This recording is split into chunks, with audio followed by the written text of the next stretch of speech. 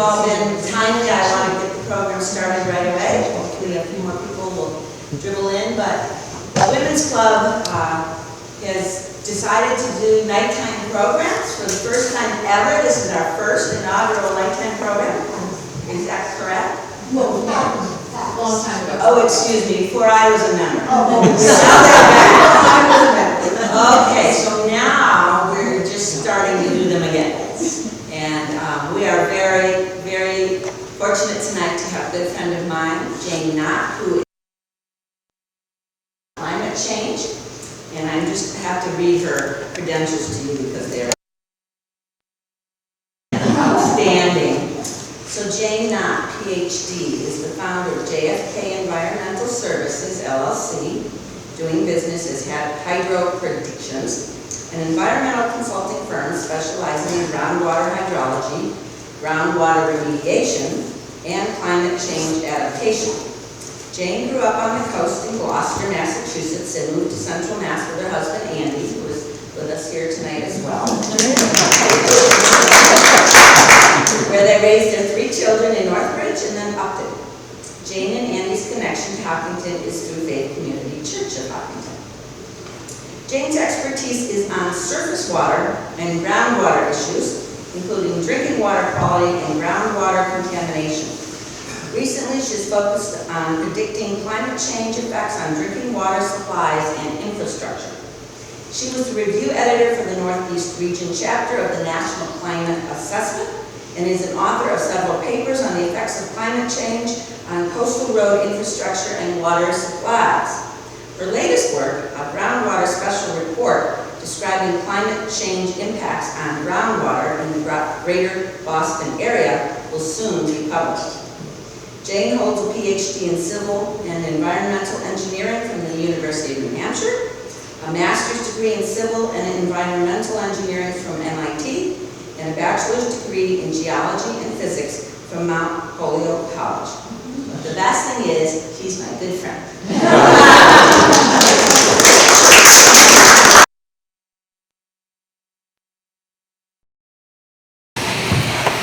So it's great to be here tonight. Thank you very much, Barb, for that really nice introduction. I appreciate it.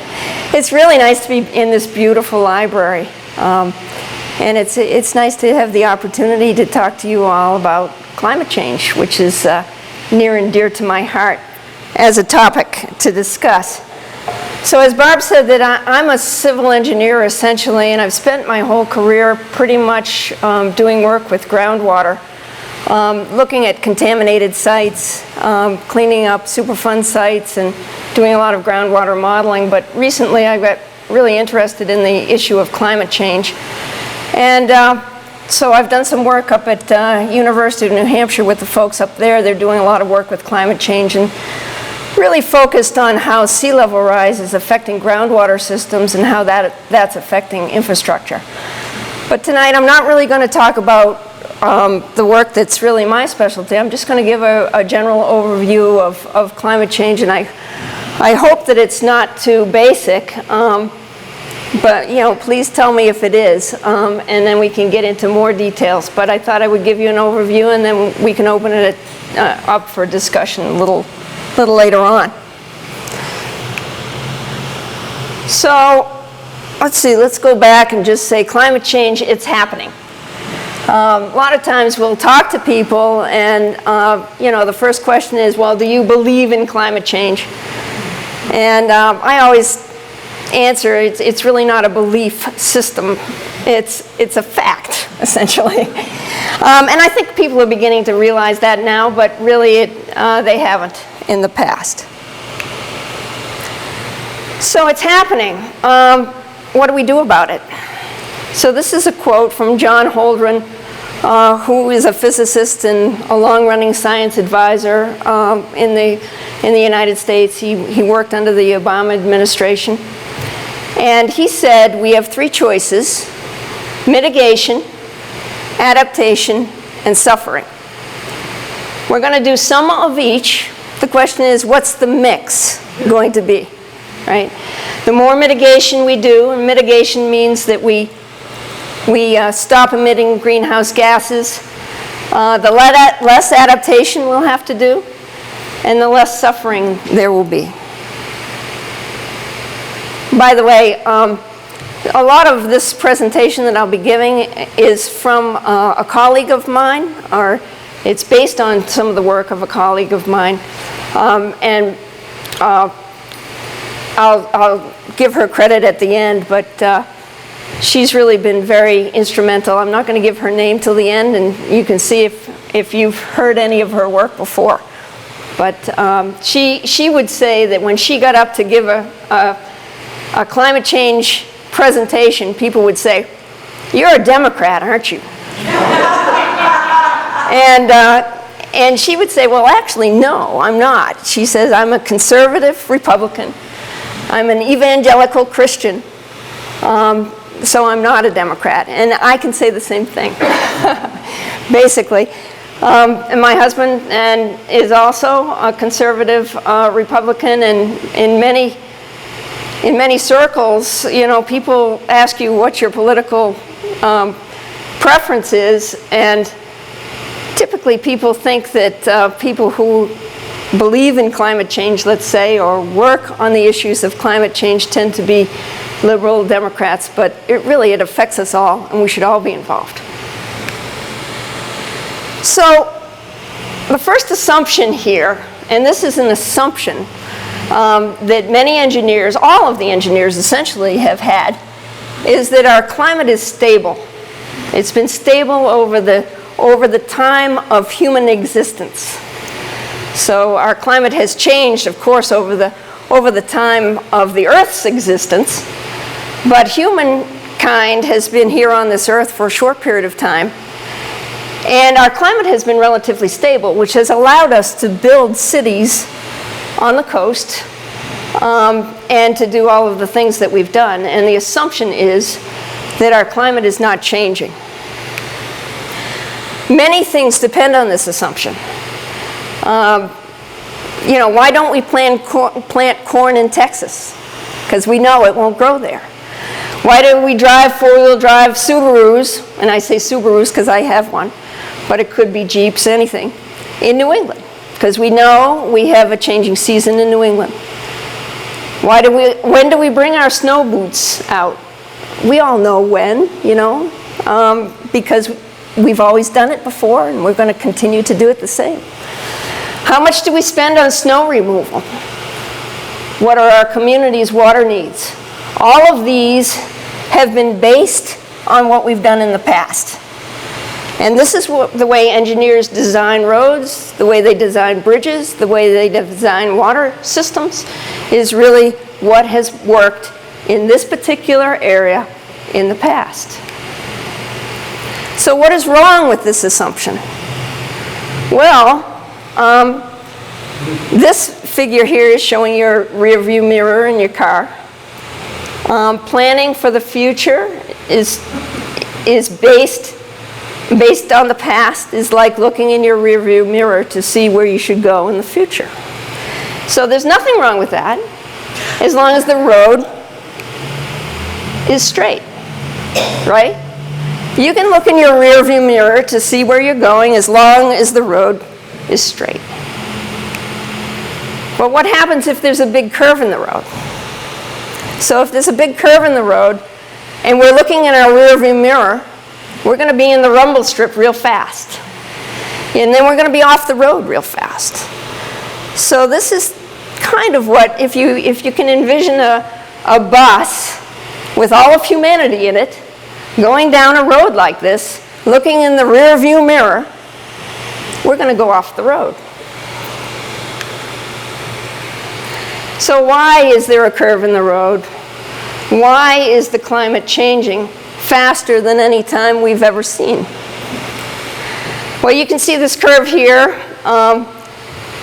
Right now, we're in this peak, right there, 1850 to 2020. This is temperature. This is the way it's been, you know, moving along, pretty steady. As a matter of fact, it was even dropping a little bit. And then we hit the Industrial Revolution and it skyrockets. That's the curve in the road that we haven't seen before. When and how did this start? Well, it began during the Industrial Revolution, when people began digging massive amounts of coal and extracting oil and natural gas out of the ground, deep in the ground, where it's meant to stay there for a while, not meant to be taken out as rapidly as we are doing. And we burned it for power. And essentially that was wonderful, wasn't it? I mean, we depend on our power, we depend on our energy. But that puts heat-trapping gases into the atmosphere. Carbon dioxide. Methane is another one. But mainly we're talking about carbon dioxide. So heat-trapping gases, how much is too much? Well, the planet already has a blanket. It has a natural blanket of heat-trapping gases. If we didn't, the planet would not be habitable. It would be a frozen ball of ice. Thank goodness we have heat-trapping gases in our atmosphere. But the planet is set up to have just the right amount, and we're tipping that balance. We've tipped the balance. We've put too much by burning fossil fuels. We put on an extra blanket, essentially. And there we go. There's the Earth with its extra blanket. And the Earth is saying, hey, one blanket was enough. Now I'm too hot.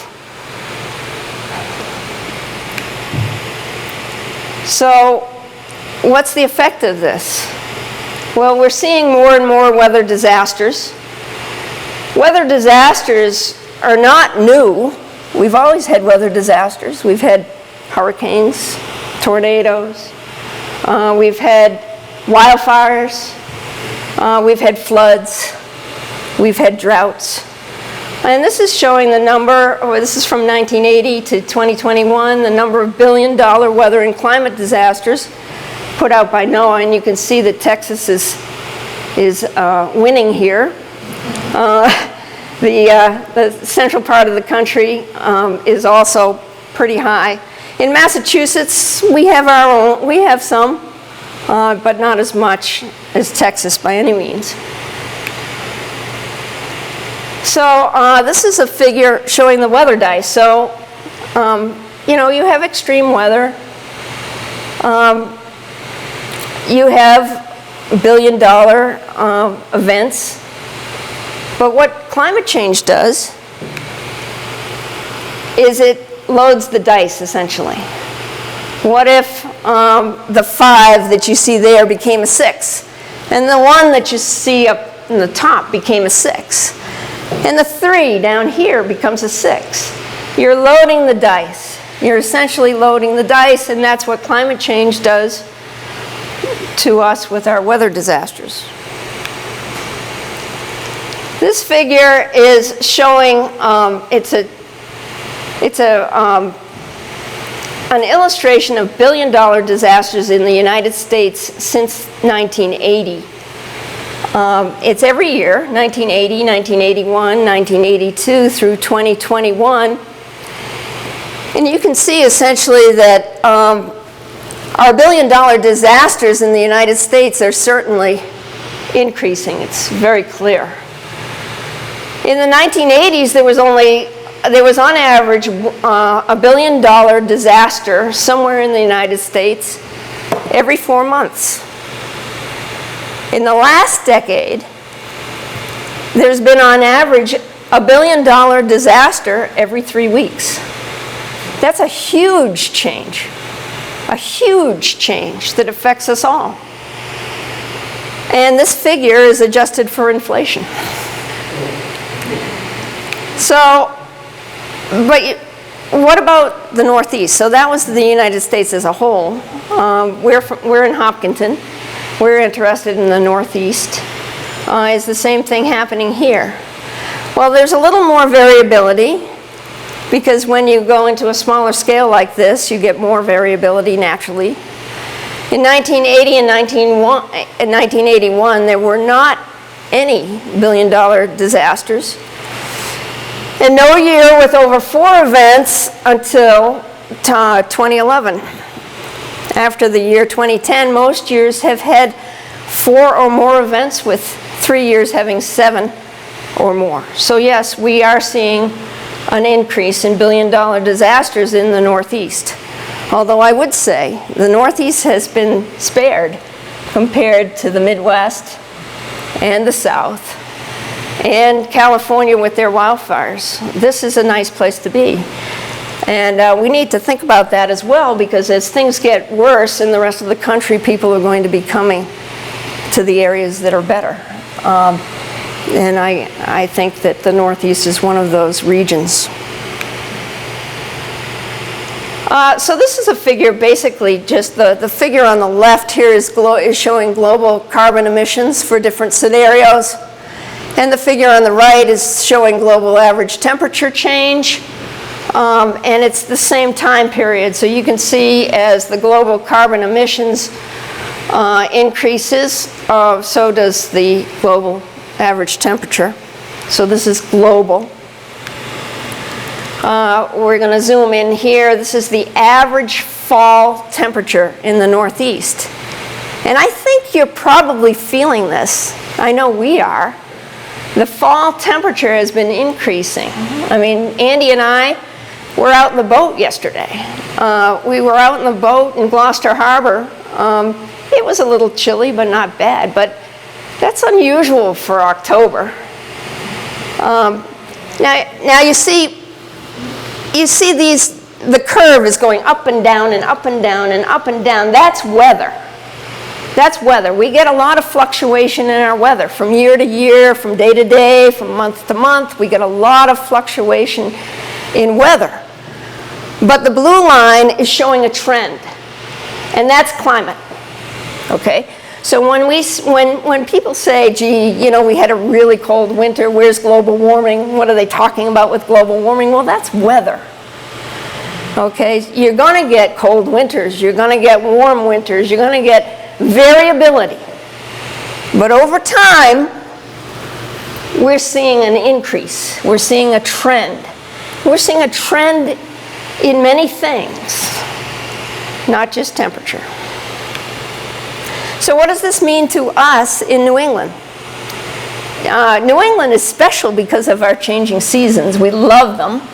You step outside of this beautiful library and you see just gorgeous, gorgeous colors in our trees. Some of us love to go skiing.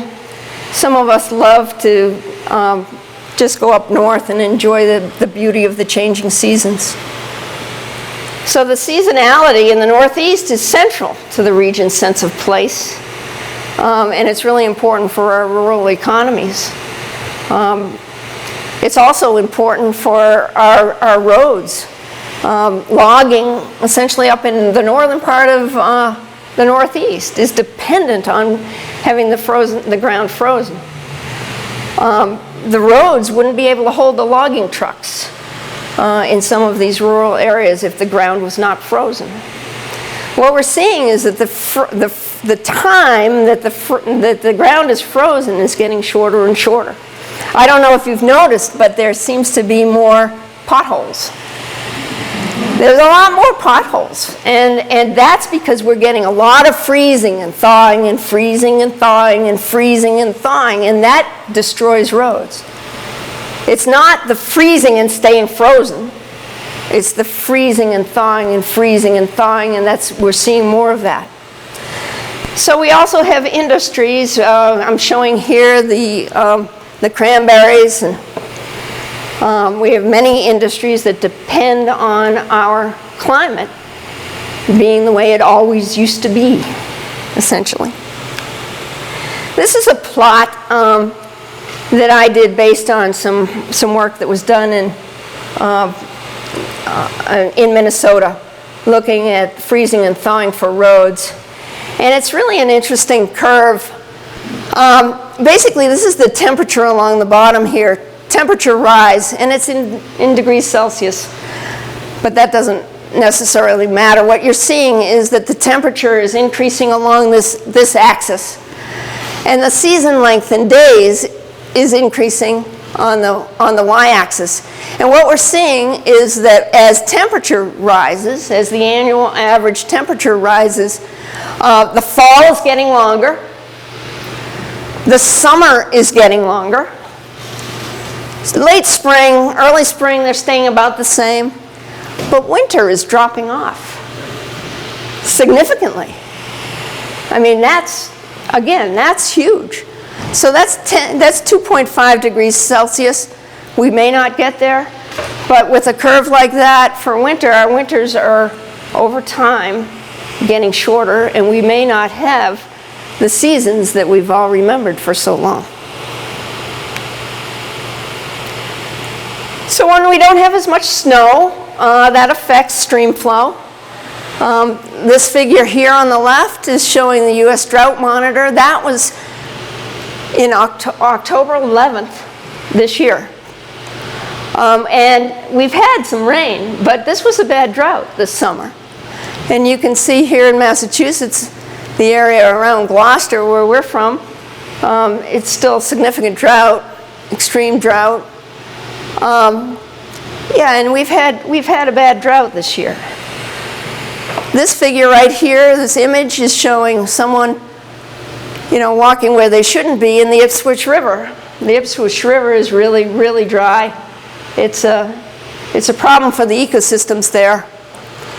And then the figure in the middle is just New England, and the arrows pointing down, the red one is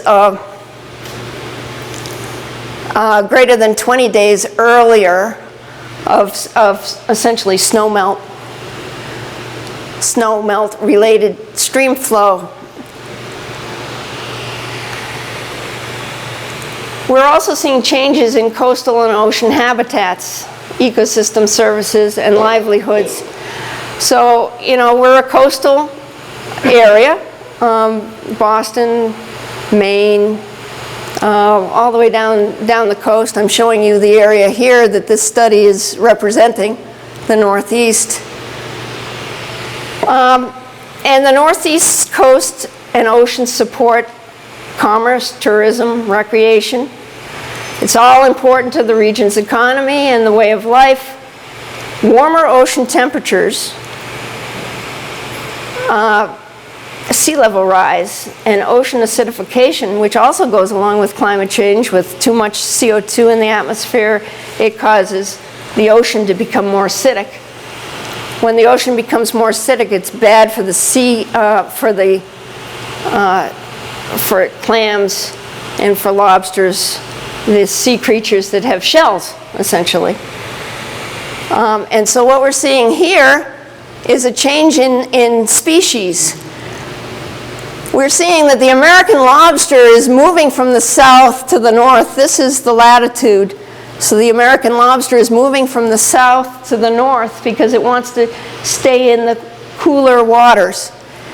And what you're seeing in this curve here is the southern New England lobster. You're seeing a peak, and then in the year 2000 to 2010, dropping off. This is the lobster population in Massachusetts and south of Massachusetts.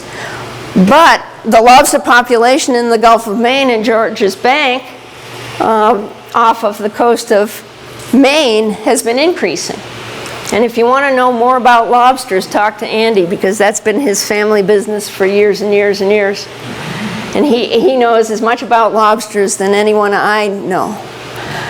The Atlantic cod has stayed about at 42 degrees north latitude, but we've seen the population of the cod decreasing significantly.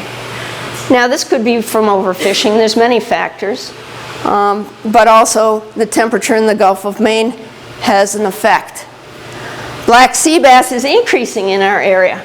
They used to be big down south, but now the population is increasing here. So if you want to get into a new industry that will be booming in the future, get out of cod, get out of lobster, and figure out what to do with sea bass. So why are we seeing these changes in sea life? Well, this is a plot of the sea surface temperature in the Gulf of Maine. And again, you see up and down, but the trend is increasing, and the temperature, excuse me, of the Gulf of Maine is increasing faster than any place on the planet, essentially.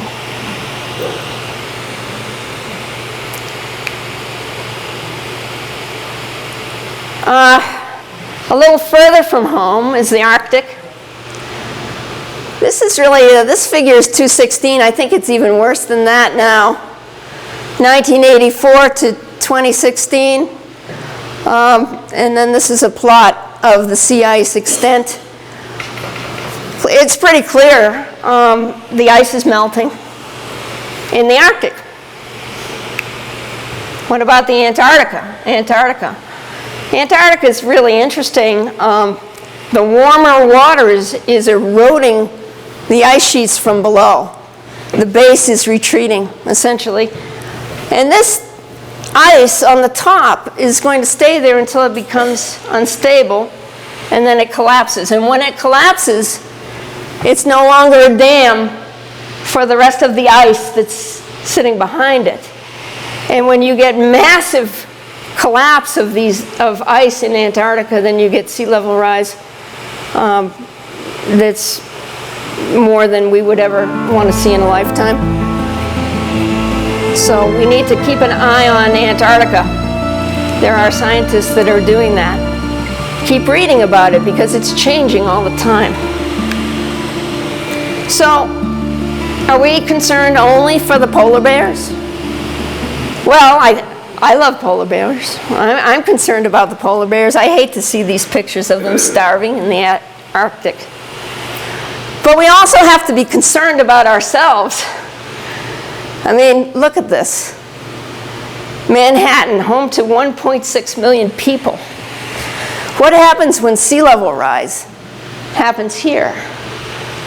Or Miami Beach? Or the rest of the world where the land is low? Cape Cod.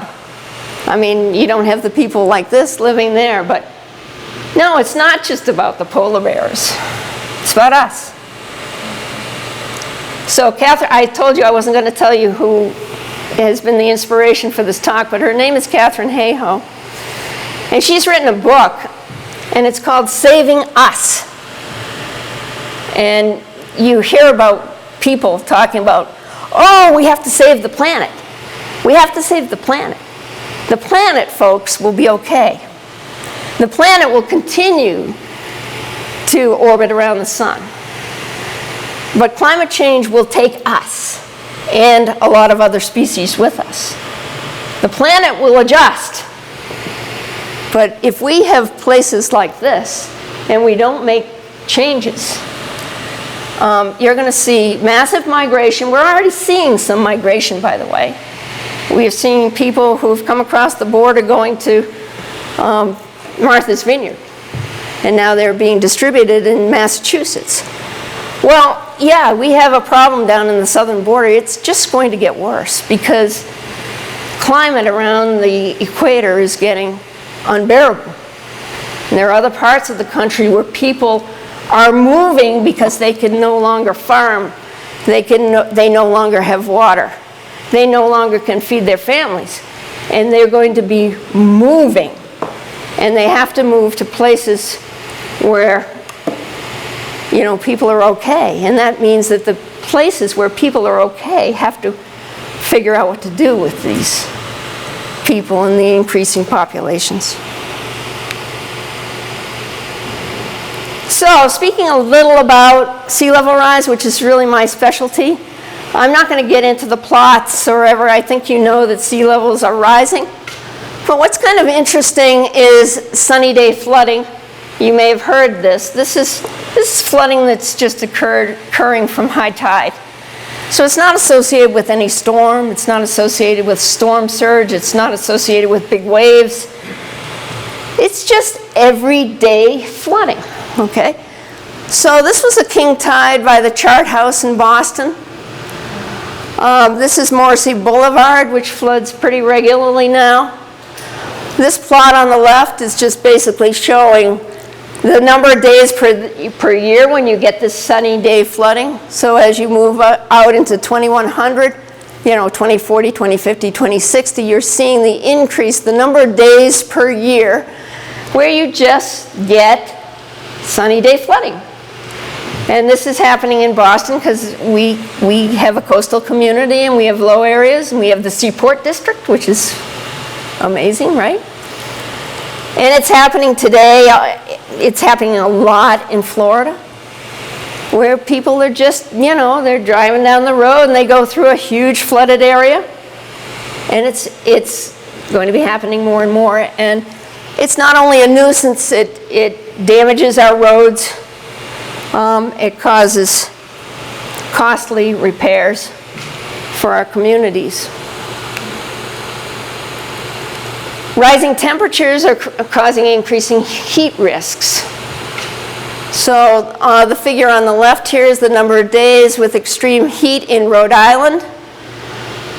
You can see it's increasing. The latest one was 79 days per year of temperature. The yellow is days over 80 to 90 degrees, and the orange is greater than 90 to 100 degrees. And there's not much red there, but that's coming. And then this figure in the middle is the association between the maximum daily temperature and heat-related emergency room visits. So most of you are young here, but it really affects the elderly. The temperatures when they're over 90 degrees and you don't have air conditioning. There were places in the United States this year in Oregon that saw temperatures over 110 degrees Fahrenheit. This is in Oregon. People didn't have air conditioning. We don't have a lot of air conditioning here. But I don't know if you've noticed, but the summers are getting hotter. We never had an air conditioner growing up. But in the last, 5-10 years, we decided we needed an air conditioner. So it's bad for your health, and we're seeing increases in temperature and increases in emergency room visits and increases in ticks. Ticks and Lyme disease, when you don't have a real strong winter with a real strong freeze for a long time, the ticks don't die off completely, and they're coming back earlier and earlier with their nice attribute, Lyme disease. So why do we care about climate change? It's an everything issue, right? It's not for the engineers solely. It's not for the scientists. It's not for the tree huggers. It's for all of us. It affects infrastructure. It affects our economy. It affects our energy. It affects our water, our natural resources, our health, our food, the biodiversity of our planet. It affects justice and equity too, because the countries that are producing the most greenhouse gases are not the ones that are the most affected. Some of the richest countries of the world, they're going to be able to deal with some of these problems. But the poorest countries of the world are seeing the biggest impacts, and they're not able to deal with it. So remember, at the beginning of this talk, we have 3 choices: mitigation, adaptation, and suffering. We're going to do some of each. The question is, what's the mix going to be? So how do we tackle this? We stop putting carbon into the atmosphere, number 1. If you think of the atmosphere like a swimming pool, and the water that's in the swimming pool is like the carbon dioxide. Right now we have a hose going into the swimming pool. We're pouring carbon dioxide into the atmosphere. We have a drain, and the drain is taking carbon out of the atmosphere, but it's not keeping up. So, number 1, we have to take the hose out of the pool. And then we have to increase the drain. And then build resilience here. That's the same as learning how to swim. So we have to learn how to swim. We have to learn to deal with what we've got. So solutions that stop putting carbon into the atmosphere and save money and create jobs and create cleaner air That's a win-win-win. And it's not just wind power, it's solar, geothermal, hydropower, tidal energy, nuclear. I should say nuclear up here. It should be all of these. And also efficiency. We waste over 60% of the energy we produce today. I mean, through efficiency alone, in the United States, we could cut our carbon emission in half. And that's something that we all can do. Don't leave your lights on. You know, turn your heat down. Think about it. Don't leave your car running. Think about these things. You know, everything has an effect. Solutions that take carbon out of the atmosphere, obviously planting trees, but it's more than just planting trees. There are nature-based solutions where we work with nature, and that means protecting and restoring our ecosystems. There are many ecosystems that we have destroyed, that we continue to destroy, and if nature knows how to do it. We just have to let it, and we have to help it, and we have to undo some of the things that we've done. And we've been protecting wetlands. We need to restore wetlands. We need to allow wetlands to move inland with sea level rise. We need to work with nature. We can plant cover crops that take carbon out of the atmosphere and then plow them back into the soil to enrich the soil, because carbon in soil is not a problem. Carbon in the atmosphere is. When we do these things, it's good for our air, it's good for our water, it's good for food production, and it's good for climate change. So it's a win-win-win.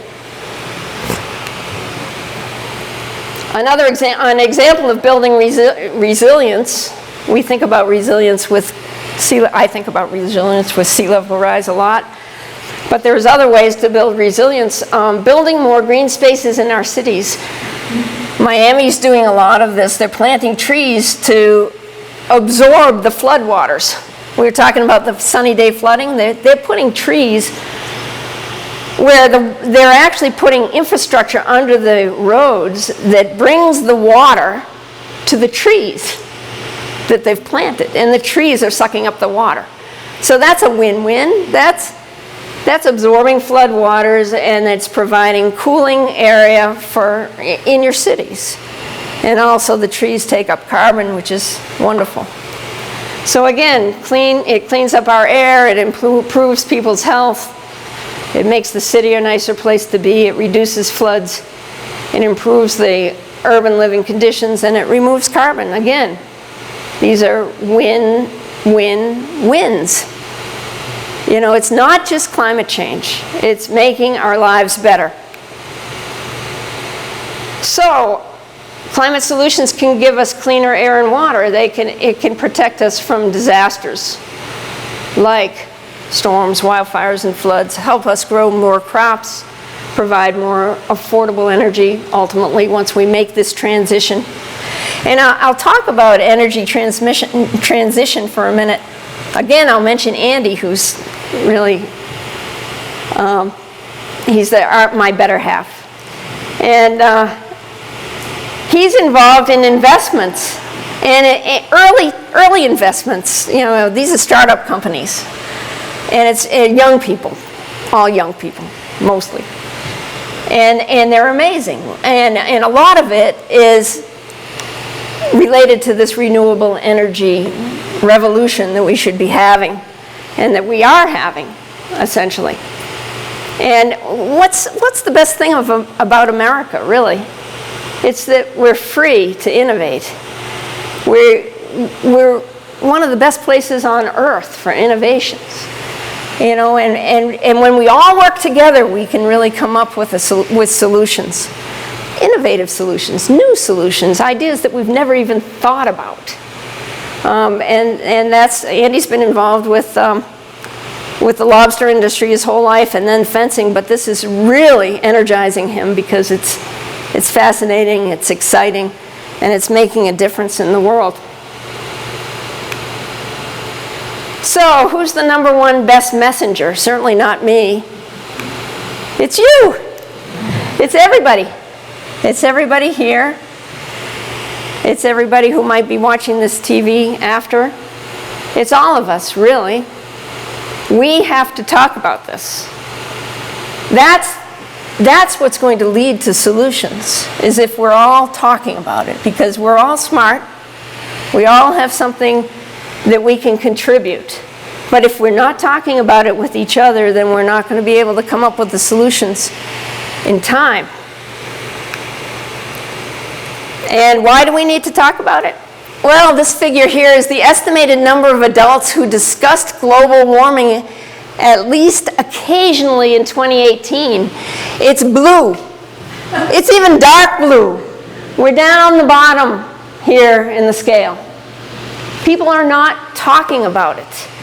They're not talking about it. That was 2018. I think we're talking about it more now because we've seen the fires in California, and we've seen Hurricane Harvey, and we've seen Hurricane Ian, and we've seen floods in Colorado, and we've seen floods in the Midwest, and we've seen floods in Pakistan, and we've seen starving in the rest of the world, and we're beginning to wake up, right? So we are talking about it. So the goal of the conversation is not to tell people about climate change, but it's to expand the number of people in conversation. We don't have to tell people what to do. We just have to talk about it. And everybody comes up with their own solutions, their own innovations. And that's how, we need to get the businesses involved. We need to get the entrepreneurs involved. We need to get the government involved. So this is Katharine Hayhoe. She says the most important thing you can do to fight climate change is to talk about it. That's a TED Talk. It's something you should watch sometime. TED Talks is short.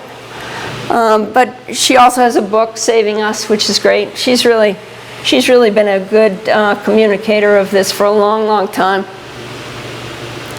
And this talk, I've taken some of this from the 4th National Climate Assessment, which I was involved in.